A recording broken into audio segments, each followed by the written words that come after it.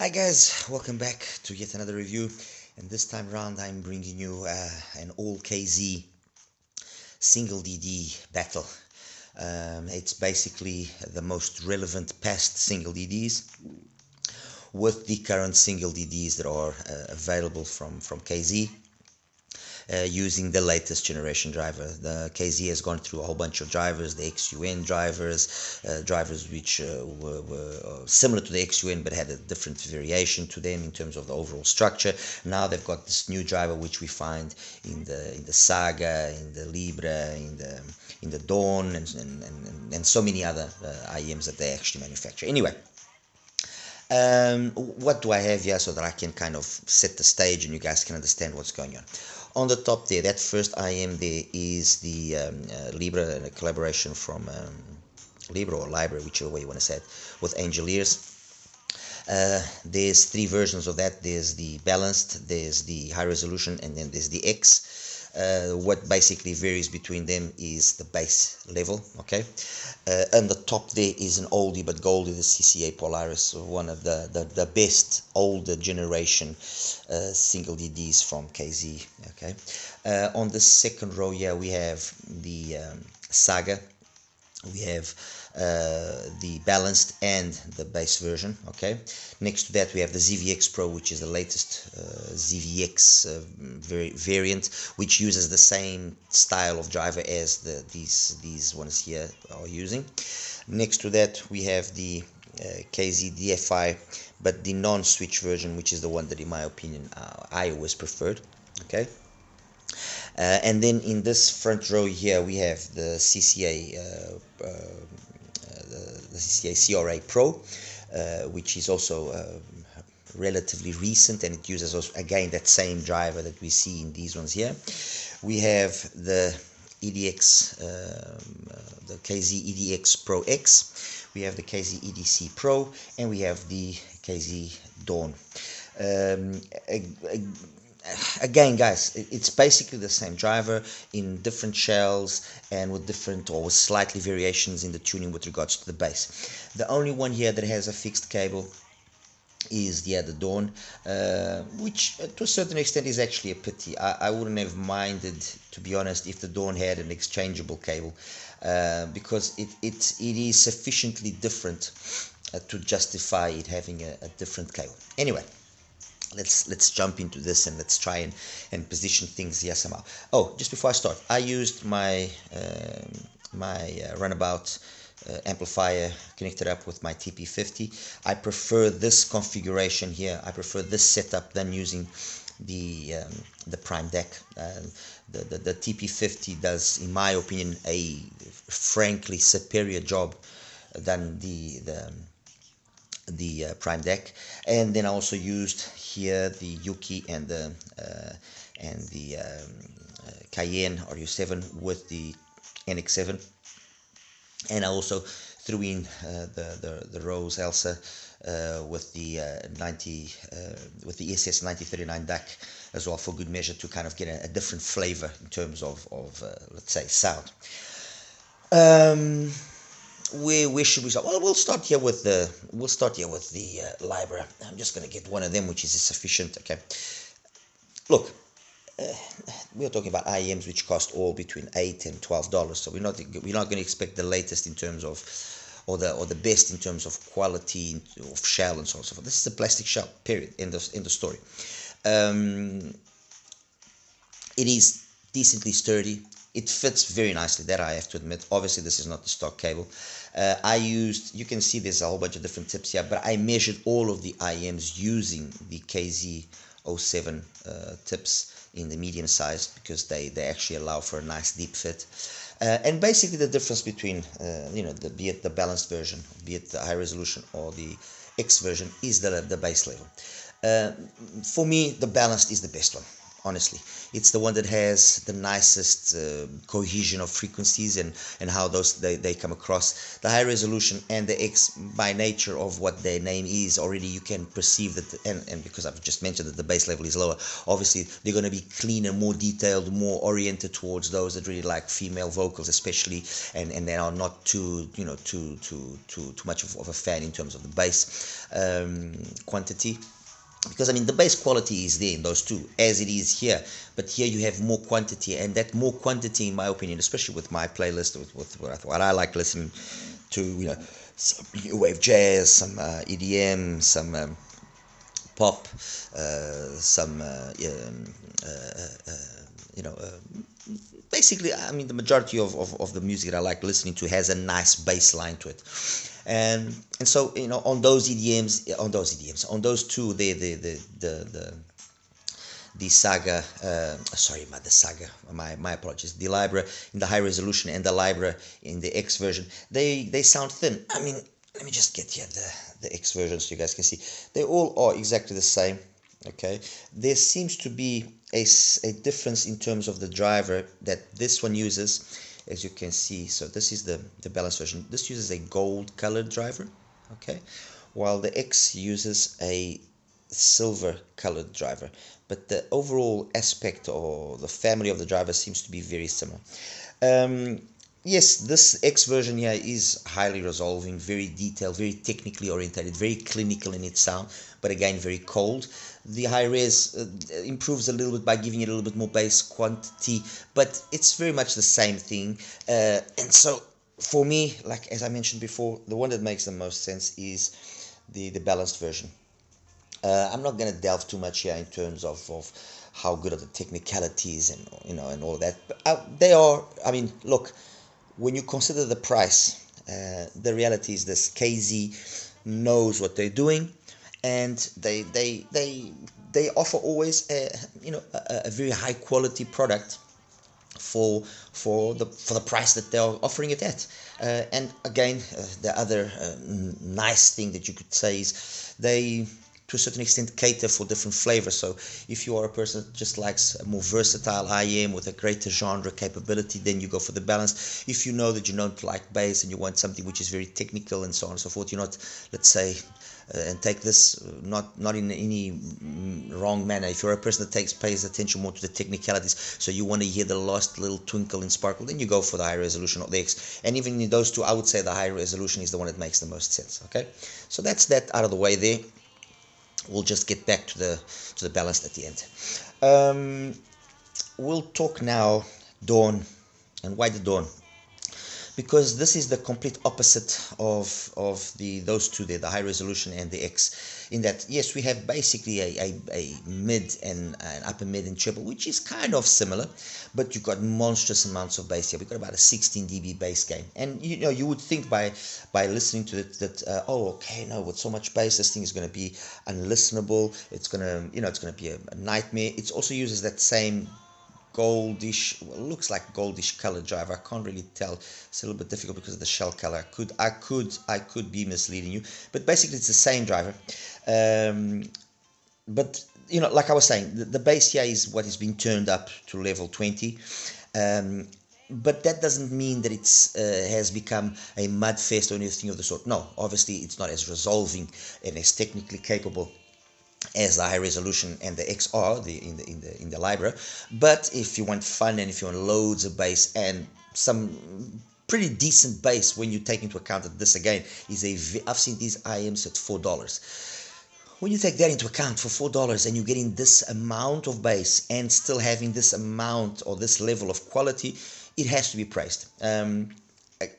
You know, EDM is its preferred genre, definitely. So bass heavy stuff, it will be definitely its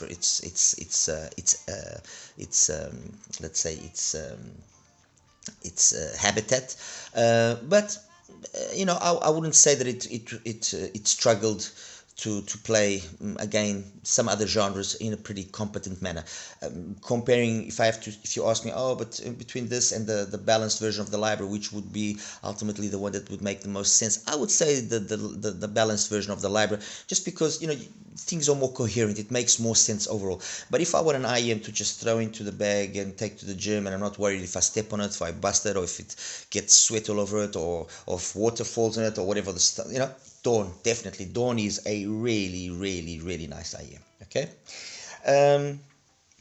we'll get now the CRA Pro. We get the CRA Pro, we'll get the EDX Pro X, and we get the EDC out of the way. The EDC Pro is basically the same thing.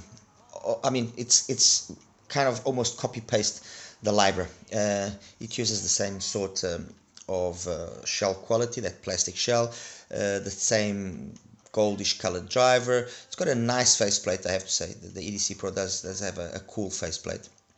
The EDC used to be a non-detachable, now it's detachable, so that's nice. Again, the price centers itself around more or less the same thing as the Libra, the balanced version, and the sound is the same. So I'm not even going to bother here in getting into too much detail. It's very capable across the whole frequency range. It's got a nice, clean bass. It's detailed, it's dynamic, it's got energy. Male and female vocals come across as well nicely. Instruments, technically it's more than capable enough. Look, you get this or you get a Libra, you're getting the same IEM. It is the same IEM. Okay, I've got multiple sets, I've measured all of them. It is the same set. There could be some differences if maybe the shell was of a different material, which we'll get into that when we get here to the Saga. But because they're all using the same sort of plastic shell, it sounds the same. EDX Pro X and the CRA CCA Pro, well, CCA CRA Pro, sorry, they are basically the same IEMs again. They used again this new generation driver. Let me see if I can focus. Today would be nice. There you see that goldish colored driver inside there. On the CCA as well, the same sort of theme, although the back seems a little bit different, and I can't really understand what it is that they changed in the back, but it seems to be the same thing, same driver again, and the sound again is almost identical to the EDC and to the Libra balanced. And what do I mean that? A little bit of a lower bass level in these two, just a slightly diminished lower level of bass. But the quality maintains itself there.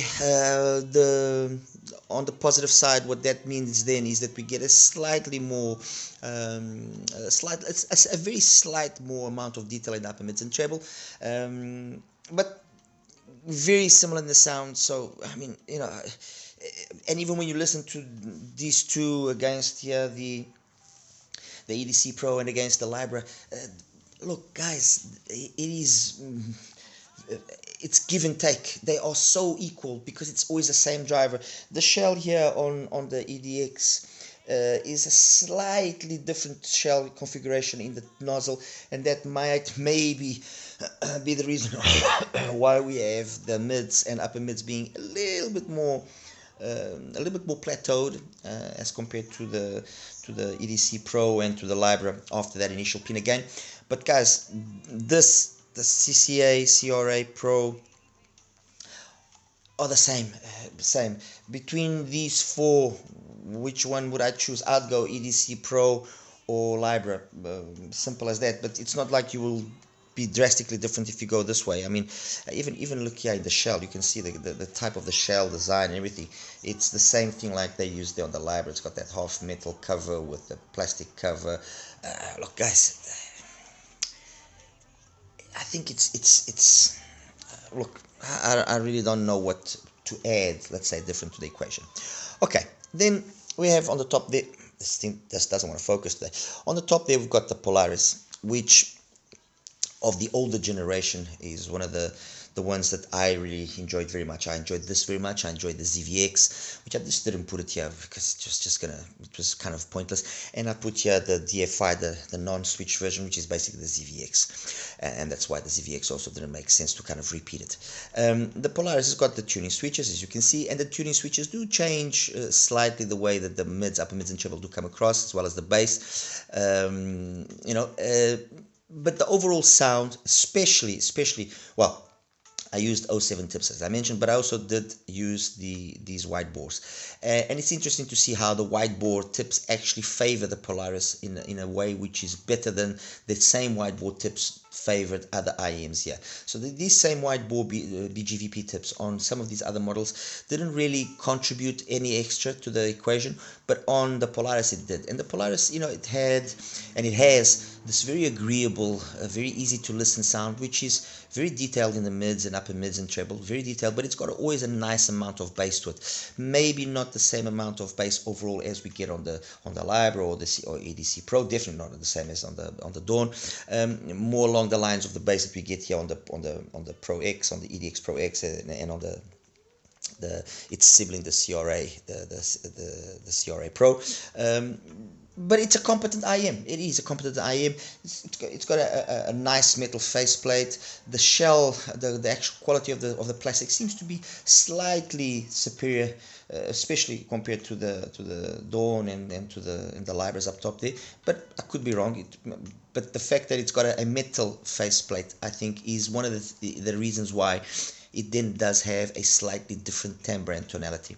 And that's one of the characteristics that I think, up to now at least, is what kind of you can pick up as a differentiating factor.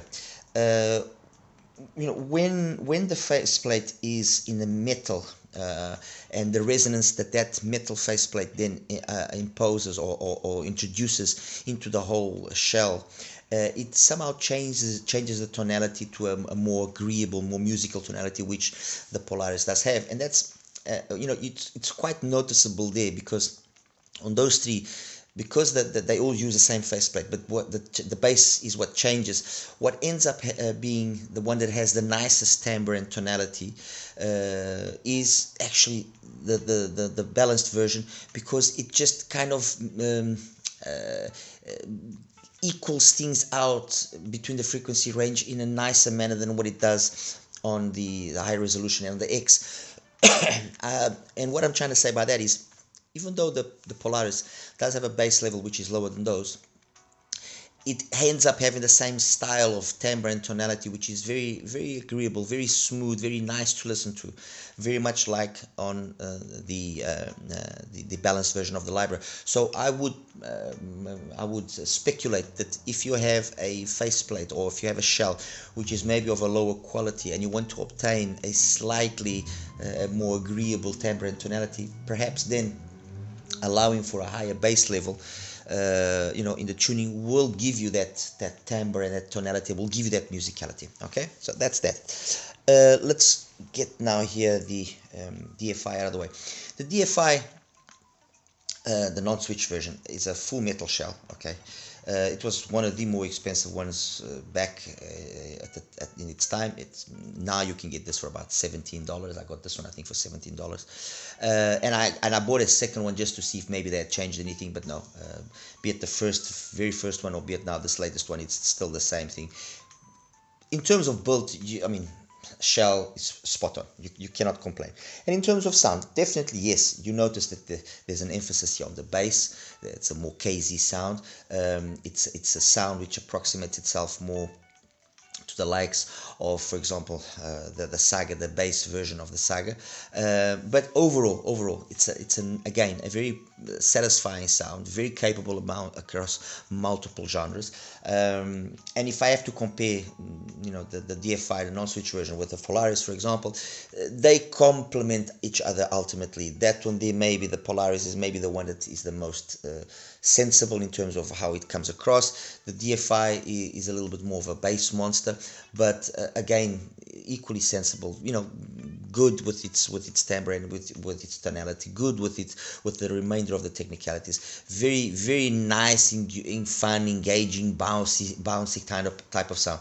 If I compare it, for example, to the likes of the EDX, the Pro X, or the CRA Pro, which do I prefer? You know, although this might not be as audiophile correct as these two, I would still actually prefer the DFI. First reason is the shell. I would still take this compared to the Libra, the balanced version up top there, or the EDC Pro. These two are superior in terms of the sound. I'm not going to deny it. Where this takes the cake is in terms of the build. If you want something that's going to last longer, I would say definitely this. And if you can pick this up for cheaper, I don't think that you know, the difference in sound is that dramatic versus what you get in terms of overall build quality. That this doesn't make sense. No, this does make sense. Okay, that's it. This now leaves us here with the Saga and the ZVX Pro. The ZVX Pro again is using the same style of driver. All of them have metal shells, as you can see. Let's see if this thing will. There we go. I'm not sure if there's a semi-open design, open back design, or on the Saga or not. By the looks of the shell, there could be, but I'm not 100% sure. And what have they done again? Well, we've got the balance, we've got the bass, and we've got the ZVX Pro. Okay, this is a kind of a little bit of a semi-open back design. The difference here mainly is in the bass, where the bass version here has got, I would say, maybe almost 2.5 dBs, a little bit extra bass energy. It's centered in a specific part of the frequency, which is below 100 Hertz, which, unless you're using or listening to bass heavy songs, you won't really pick up on it. But the thing here that does allow you to differentiate ever so slightly the bass from the balanced and from the ZVX is that the bass, the fact that the shell is all metal, and again, as I said earlier, as I alluded to earlier, to the fact that introduces different resonances inside of the shell, you notice that the timbre, okay, overall is just a little bit, just that little bit thicker. Could maybe KZ had done this by the introduction of a switch on the normal balanced version, as opposed to just doing two complete different versions. I guess so. I guess this, the reason why they did this was to have another option, another possibility for people that wanted just a little extra bit more of bass. And again, because the price is actually a reasonably accessible price, we're talking like $17 to $20 roughly. It makes sense, much like the ZVX Pro. The ZVX Pro is about $21, $22. So I guess it's another alternative to marketing. I mean, I think you've kind of understood there's a pattern here. Either they use the switches like they did on the Polaris, or they did on the DFI, which allow for this various styles of sound to be made available with one single IM, or then they offer the same IM with these different nuances in terms of the tuning, and they just call it a different name, and that's it. You get the whole bunch, or you just buy the one that you think will be the one that will match your taste the most. Sound wise, the balanced version is in essence the balanced version of the Libra. It's the same as the EDC Pro here.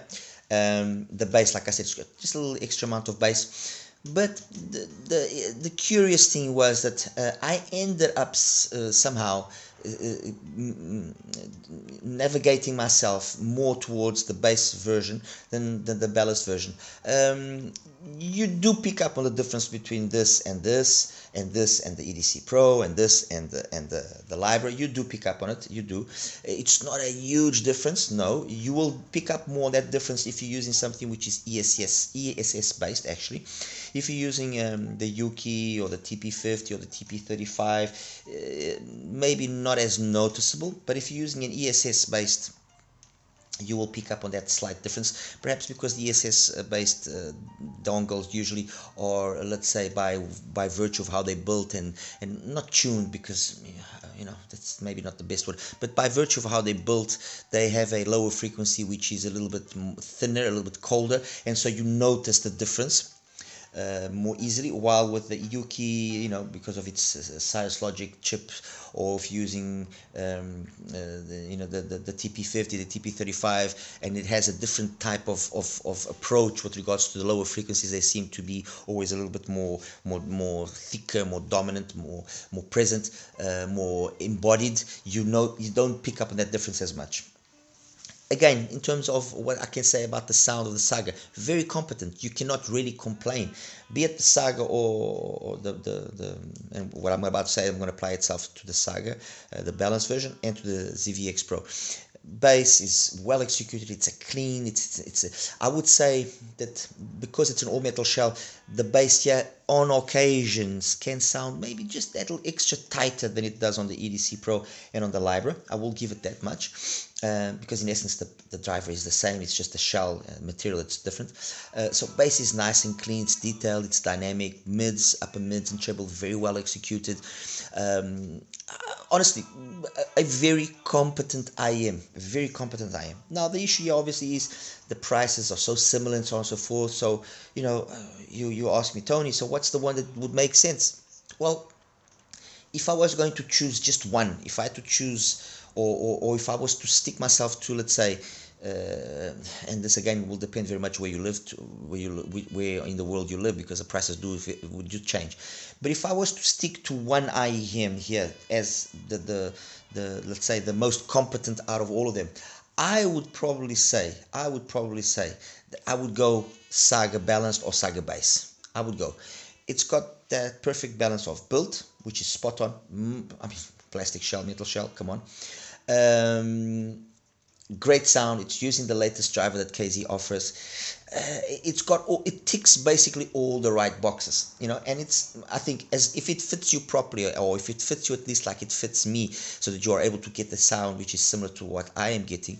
Definitely that. There's honestly nothing wrong with the rest of them. They all are very competent, but they all are so similar and so equal that you can't just go buy, like I hear sometimes people say, you can't go buy every single Pokemon expecting to see major differences between them. No.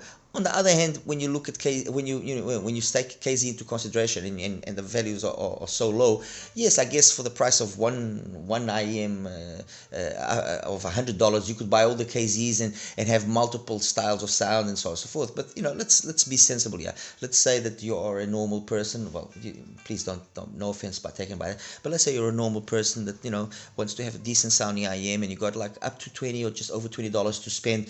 The one that definitely makes here the sense overall is the Saga. And you might ask me as well, but why the Saga over the ZVX if it's got the same driver and the same style of tuning and so on? Honestly, it's just the shell. I just liked more the shell of the Saga. I just liked this very, it's got a very nice classy appeal. There's nothing wrong with the shell of the ZVX, mind you, nothing wrong, nothing. But I just like the shell there of the Saga better. So Saga balanced version or Saga bass version are the ones that I would choose out of all of these IEMs. They are the ones that give the most overall competent performance. Of the others, the IEMs, the one here that stands out by virtue of it being so different and sounding so incredibly good is the Dawn. Honestly, the Libra, the X version on top there, okay, whatever. The high resolution, okay, whatever. Again, I mean, it's not my kind of vibe. It's a way too thin sound. We already know that the Libra, the balanced version, and the EDC Pro sound fantastic, and that they basically sound the same here as the Saga balance. So those two get eliminated because you're getting the same sound here and a better built IEM here.